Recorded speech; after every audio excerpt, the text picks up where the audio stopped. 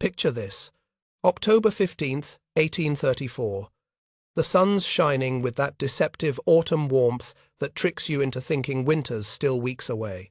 But up in the Wind River Range of what we now call Wyoming, 12 men are about to discover just how quickly the Rocky Mountains can transform from paradise into a frozen hell. Jacob Whitmore knew these mountains. At 42, he'd survived 18 brutal seasons out here, and he was leading what the Rocky Mountain Fur Company considered a premium expedition. We're talking serious money here, $14,400 worth of equipment and supplies. To put that in perspective, that's more than most families back east would see in a decade. These weren't weekend warriors or greenhorns looking for adventure. This was a professional operation. The roster reads like a roll call of the American frontier dream. Samuel McKnight, 23 years old, fresh off the boat from Scotland with nothing but ambition and a willingness to risk everything for fortune in the New World. Johannes Müller, C.A. Now here's a story. A former clockmaker from Bavaria who traded his precise, indoor world of gears and springs for the chaos and uncertainty of the wilderness. Think about that transformation for a moment.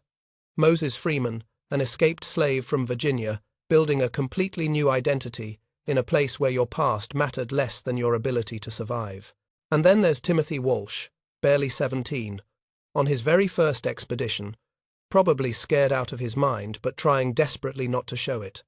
But the real character in our story, he's not even with this group yet. His name is Elijah Crow, though most folks called him Mad Dog, and not in a complimentary way. While other trappers worked in groups, shared resources, and followed conventional wisdom, Crow operated alone in these same mountains. And his habits, well, let's just say they raised eyebrows at every rendezvous. Picture the scene at trading posts and campfires. Experienced mountain men, tough as leather, would shake their heads and mutter about old Crow stuffing his possibles bag with what looked like rotten wood, dried shelf fungi that he'd collected with the care of a pharmacist. They'd watch him collect pine pitch in bare bladders, sealing them with sinew like he was preserving something precious. Most bizarre of all, he maintained 5 separate fire kits cached along his trap lines. 5. Most trappers could barely keep track of one. The other mountain men thought he'd lost his mind. Here's a guy who spent more time gathering what they considered useless forest debris than he did, actually trapping beaver. But here's what they didn't know. And this is where our story gets really interesting. 15 years earlier, Crow had saved a young Cherokee boy named Joseph Stonecrow from drowning in the Tennessee River. Now, you have to understand something about Cherokee culture. Saving someone's life, especially a child, creates bonds that go far beyond simple gratitude. Joseph's grandfather was a firekeeper, one of the last masters of ancient survival techniques that had kept his people alive for centuries. For 3 months, this old Cherokee taught Crow secrets that most white men would never learn, the sacred knowledge of the firekeeper.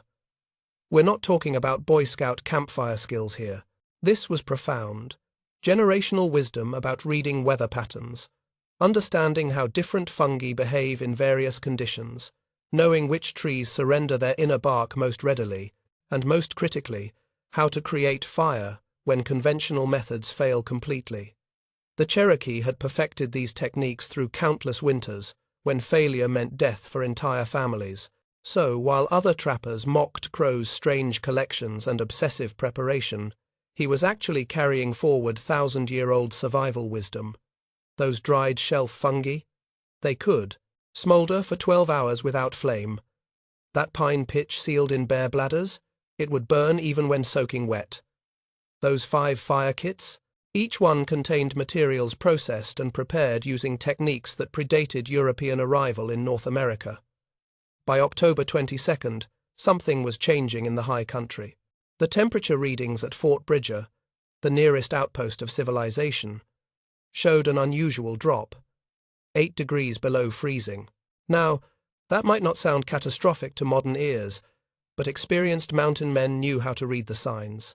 When autumn temperatures drop that dramatically, that fast, you're looking at the early warning of something much worse coming. The Whitmore expedition had made camp at 9,000 feet elevation, near what the trappers grimly called Deadman's Ridge. The name should have been a clue. At that altitude, even small weather changes become amplified. The barometric pressure was falling rapidly, another sign that veteran mountaineers watched carefully. Then, at exactly 4:27 that afternoon, the storm hit. Imagine wind speeds of 80 miles per hour driving snow horizontally with such force that exposed skin began to bleed. This wasn't the gentle snowfall you might picture from Christmas cards. This was nature weaponized, snow turned into microscopic ice bullets that could strip flesh from bone. Within 2 hours, visibility dropped to less than 3 feet. You couldn't see your own hand extended at arm's length. But here's the truly terrifying part. The temperature was plummeting toward 30 below zero. Not the dry cold you might experience in a modern heated building, but the kind of killing cold that sucks the life out of human beings in a matter of hours. This is where the mathematics of survival become brutally simple. At 30 below, with wind speeds of 80 miles per hour, exposed human skin begins to freeze in less than 5 minutes. Your body's core temperature starts dropping, and when it falls just a few degrees, you begin to die.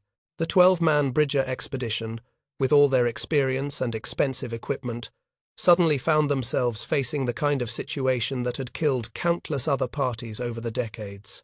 The storm had transformed their world into a white void where direction became meaningless, where their carefully planned routes disappeared under drifting snow, and where the simple act of breathing began to hurt. But 8 miles away, following their trail for reasons of his own, Elijah Mad Dog Crow was reading the same signs these Cherokee grandfather had taught him to recognize 15 years earlier.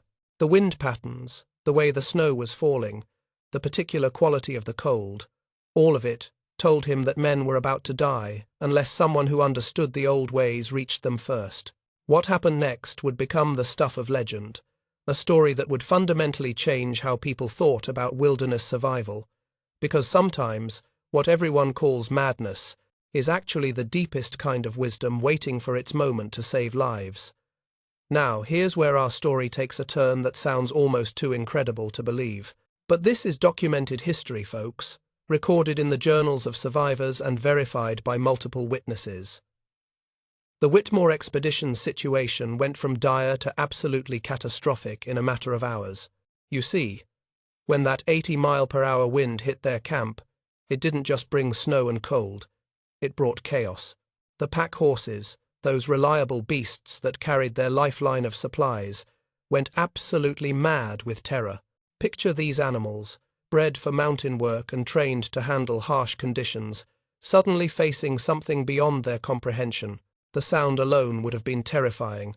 Wind shrieking through the pines like some primordial scream, snow hitting their faces like buckshot. These horses broke their hobbles, thick, leather restraints designed to keep them close to camp, and vanished into that white void as if the earth had simply swallowed them whole. Now, losing pack animals in the wilderness is always serious, but what disappeared with those horses represents a death sentence written in the mathematics of survival. All their conventional fire-starting materials went with those panicked animals. Sulfur matches carefully wrapped in oilcloth, flint and steel sets that had cost precious dollars back in St. Louis, and most critically, dry tinder that had been collected and preserved for exactly this kind of emergency. Think about what this means. 12 men, 9,000 feet above sea level, in a blizzard that's driving the temperature toward 30 below zero, and they've just lost their ability to create the one thing that separates human survival from certain death: fire. As the hours passed, hypothermia began its relentless work. This isn't like feeling cold after a winter walk where you can hurry inside and warm up. Hypothermia is your body systematically shutting down, starting with your extremities. Your fingers become clumsy, then numb, then completely useless. Your thinking becomes cloudy, your speech slurred, your movements uncoordinated. Moses Freeman, that escaped slave who'd risked everything for freedom in the mountains, became the first to show the most terrifying symptom of severe hypothermia: paradoxical undressing. Picture this: a man dying of cold, suddenly becoming convinced he's overheating. Freeman started trying to remove his buffalo coat, mumbling about summer heat on a Virginia plantation while snow accumulated on his shoulders.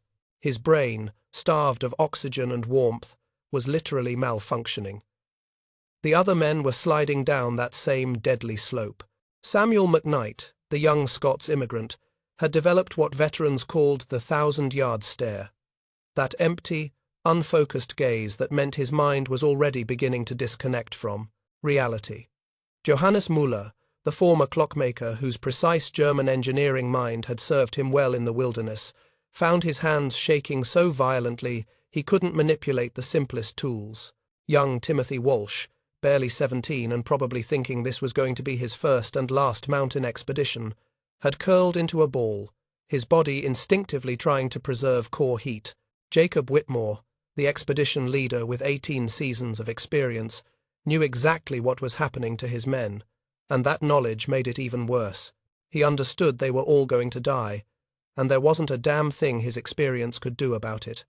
Their shelter, hastily constructed from pine boughs, was failing against the storm's fury. Snow was infiltrating every gap, and without fire it was becoming not a haven but a tomb. This is the moment when training, experience, and expensive equipment all prove worthless against the fundamental reality of human physiology.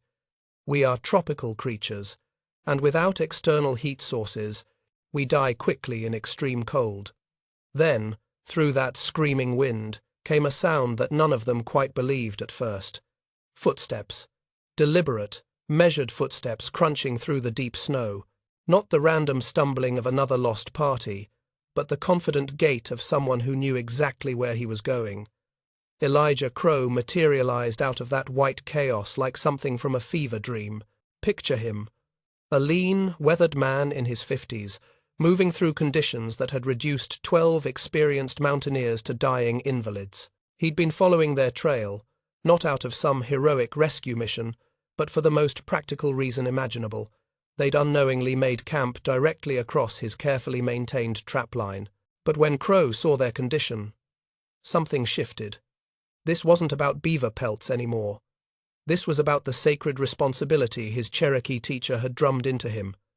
A firekeeper never lets people die from cold when he has the knowledge to save them. What happened next is where our story enters the realm of what the survivors would later call impossible magic. From various pouches and pockets that seemed to materialize from his clothing, Crow began producing materials that looked like nothing the dying men had ever seen used for fire-making. First came tinder fungus, not just any fungi, but specific varieties harvested from birch trees and dried for 3 years until they reached the perfect moisture content.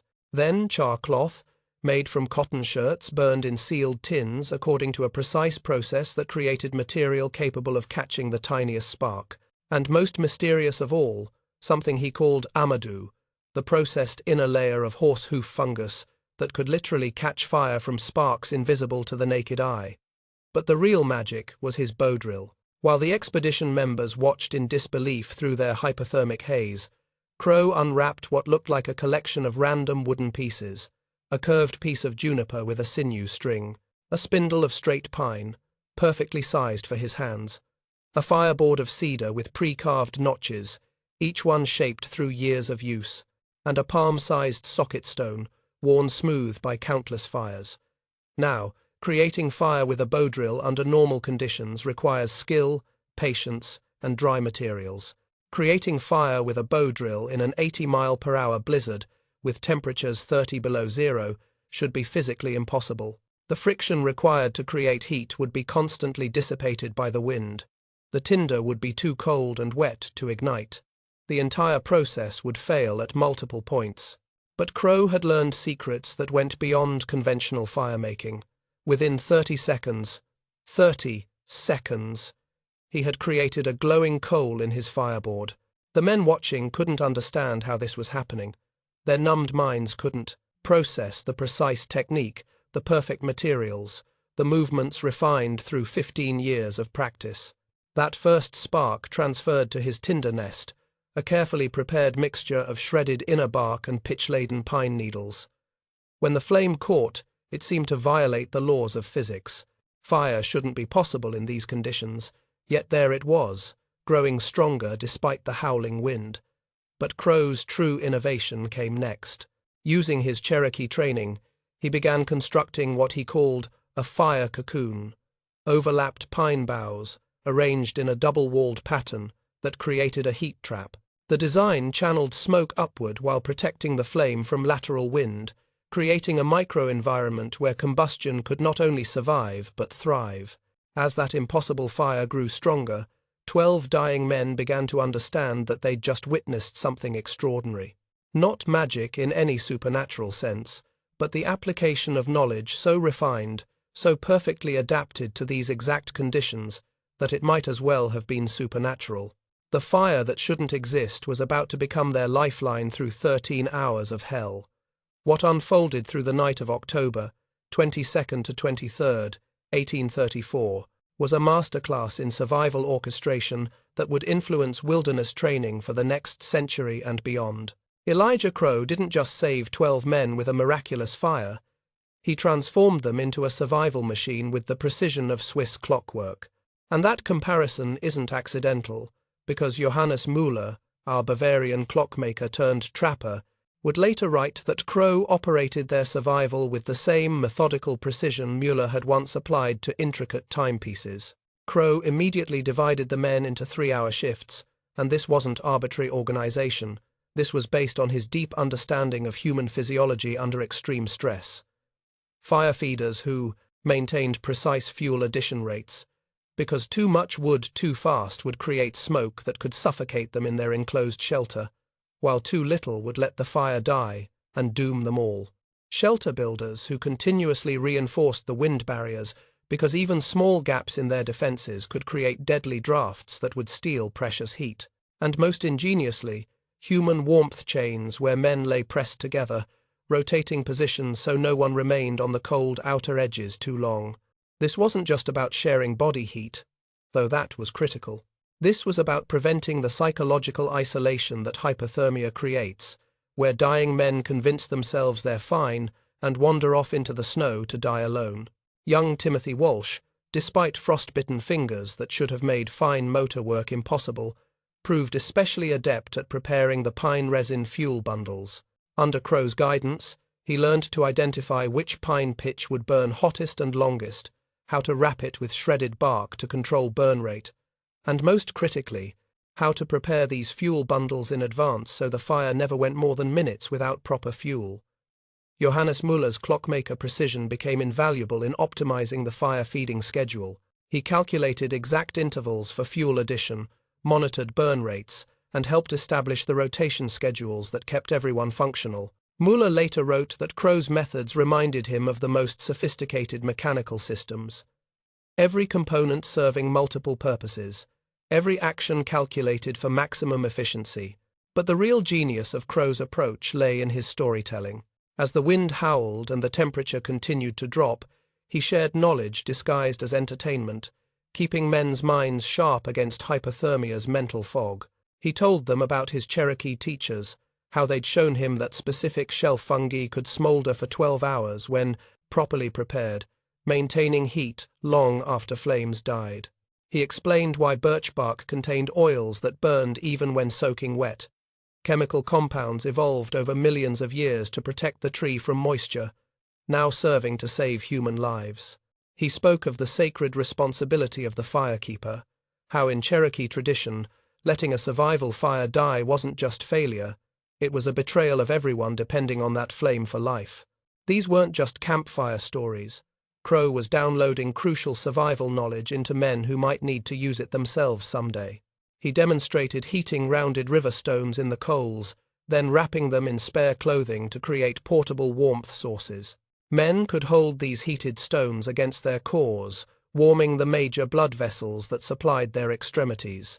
When Samuel McKnight developed severe frostbite in his toes, the kind of injury that routinely led to amputation in that era, Crow showed the group how to create a controlled warming environment. Using heated stones and gradual temperature increases, he prevented the tissue damage that occurs when frozen flesh is warmed too quickly. McKnight would keep all his toes, though it would take months for full feeling to return.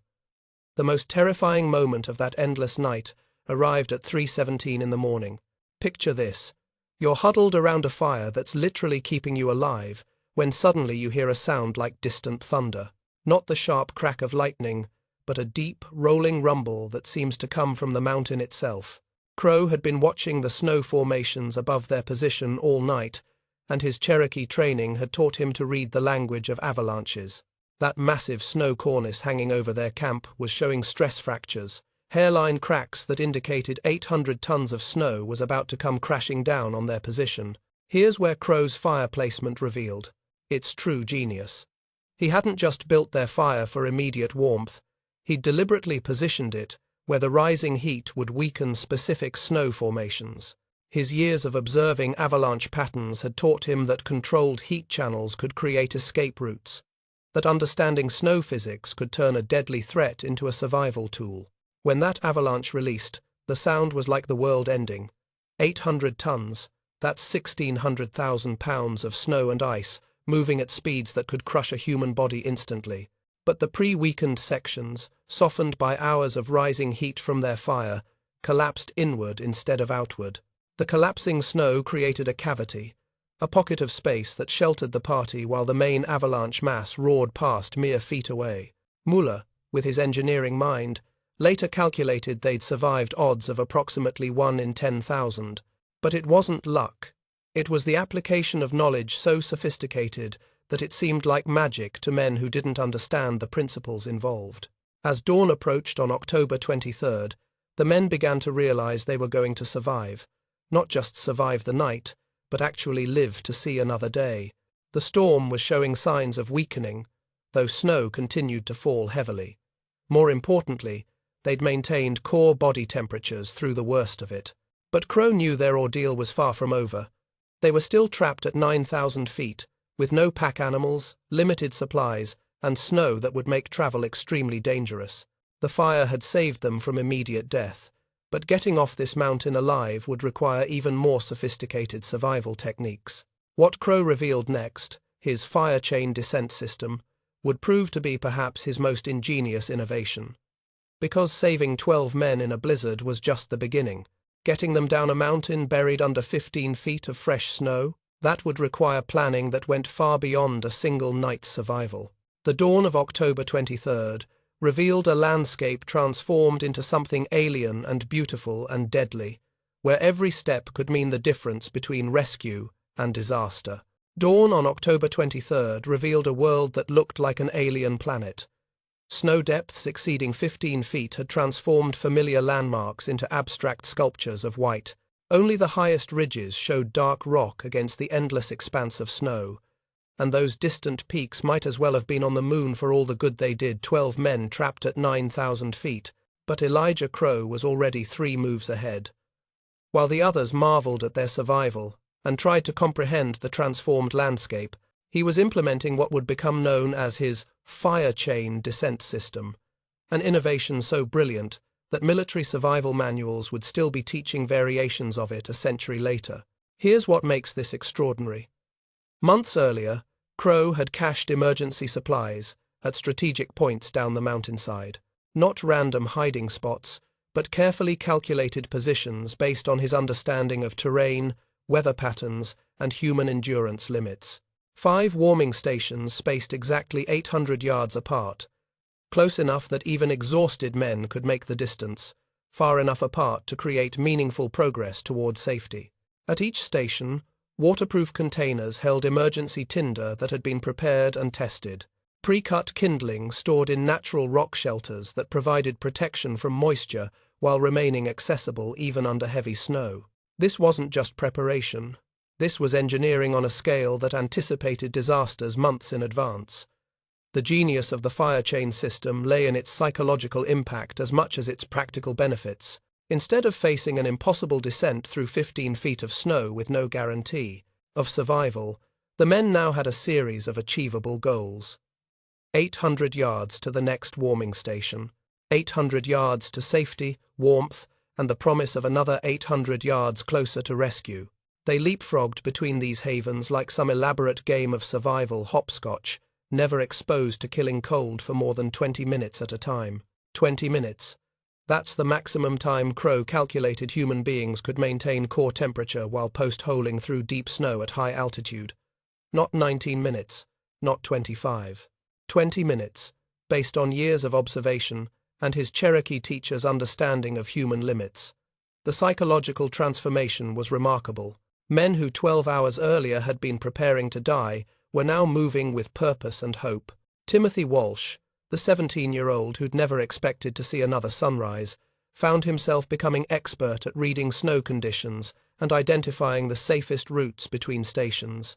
Samuel McKnight, despite his frostbitten toes, developed an almost supernatural ability to locate Crow's cached supplies, even when they were buried under feet of fresh snow. Moses Freeman, who'd shown the first signs of hypothermic delirium, became the group's unofficial morale officer, sharing stories and jokes that kept spirits high during the brutal trudge through snow that sometimes reached their chests. Johannes Müller applied his engineering mind to improving their travel techniques, calculating optimal rest intervals and load distribution among the men. The rescue on October 25th created an immediate sensation throughout the Rocky Mountain fur trade. When the search party from Fort Bridger found them descending the final slopes under their own power, every man alive and functional, it violated everything people thought they knew about wilderness survival. Search parties had been organized expecting to recover bodies, not rescue living men. The reality of their situation: 12 men trapped at 9,000 feet in a blizzard at 30 below zero with no conventional fire-making materials, should have produced 12 corpses. Instead, they found a functioning group moving systematically towards safety, using techniques that seemed to come from another world entirely. The economic impact was immediate and profound. Insurance companies, those careful calculators of risk and probability, began tracking expeditions that followed what quickly became known as Crow's protocols.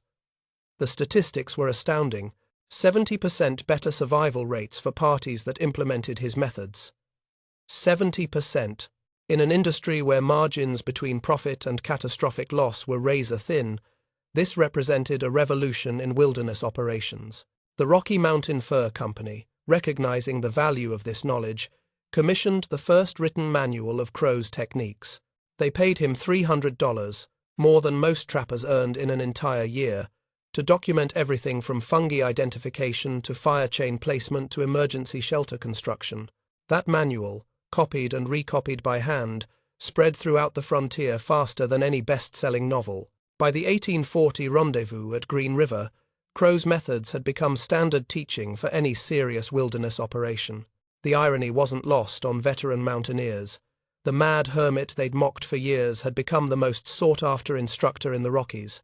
Though characteristically, Crow himself appeared only briefly at that rendezvous, demonstrated his key techniques to a gathering of hundreds, then vanished back into the mountains before most people could properly thank him. Military expeditions under John C. Fremont incorporated Crow's fire systems into official Army survival training. The Smithsonian Institution, recognizing the scientific value of his work, recorded 27 separate indigenous fire-making traditions that Crow had preserved and synthesized into practical applications. He'd become not just a survival expert, but a living bridge between ancient wisdom and modern necessity. But perhaps his greatest legacy came through the most unexpected channels. The 12 men he'd saved became teachers themselves, carrying his knowledge into frontier communities across the expanding nation. Timothy Walsh, that terrified 17-year-old who'd expected to die on his first expedition, established a wilderness school in 1860 that trained over 3,000 people in 30 years. Moses Freeman became a legendary guide whose survival skills were requested by name throughout the Colorado Territory. Samuel McKnight returned to Scotland with stories and techniques that influenced survival training in the British military. Johannes Müller's engineering mind refined Crow's methods into systematic approaches that could be taught to large groups efficiently. Each of the 12 became a node in a network that spread life-saving knowledge far beyond the Rocky Mountains. The final documented sighting of Elijah Crow came in November 1878, when an aged Shoshone grandmother named Singing Waters described meeting him at a sacred hot spring near the Wind River Range. According to her account, he gifted her his original fire kit, that collection of tools and materials that had saved so many lives, before walking into an early winter storm. His final words, she reported, were that he had one more fire to light. That kit, decorated with Cherokee symbols and worn smooth by decades of use, remains in the Wind River Reservation's cultural center today. Visitors can see the bow drill components, the various tinder preparations, the Amadou containers, all the physical artifacts of knowledge that transcended cultural boundaries when life itself hung in the balance. Modern survival experts estimate that Crow's synthesized techniques influenced every major wilderness training program developed in North America over the next century. From military survival schools to civilian outdoor education, from emergency preparedness protocols to adventure tourism safety standards, the echoes of his methods continue to save lives today. But perhaps the most profound lesson of Elijah Crow's story isn't about fire-making techniques or survival protocols. It's about the dangerous tendency to dismiss what we don't understand as madness or irrelevance. Those other trappers who mocked his obsessive preparation, his strange collections, his solitary habits, they saw only eccentricity where wisdom was being preserved and refined. In a world that increasingly values quick fixes and technological solutions, Crow's story reminds us that true expertise often looks indistinguishable from madness to those who lack the experience to recognize its value. That sometimes the most important knowledge is held by the people society considers outliers, and that survival, at its deepest level, isn't about conquering nature, but about understanding its teachings well enough to work with its forces, rather than against them. The sacred flame that Crow kept burning that terrible night in October 1834 was more than just a source of heat. It was a bridge between worlds, a link between ancient wisdom and modern necessity, proof that knowledge preserved with dedication and shared with generosity can literally mean the difference between life and death. And in a sense, that flame is still burning today, passed from teacher to student, from generation to generation, wherever people venture into the wilderness, carrying the hard-won wisdom of those who learn to read nature's most dangerous lessons and live to share them with others. The firekeeper's sacred responsibility continues, and the flame that saved 12 men in a Wyoming blizzard continues to warm travelers who may never know the name of the man who first taught it to burn against impossible odds. That's the legacy of Elijah Mad Dog Crow. Not just survival techniques, but the understanding that wisdom often wears the mask of madness, and that the most important knowledge is sometimes held by those who society least expects to be its teachers.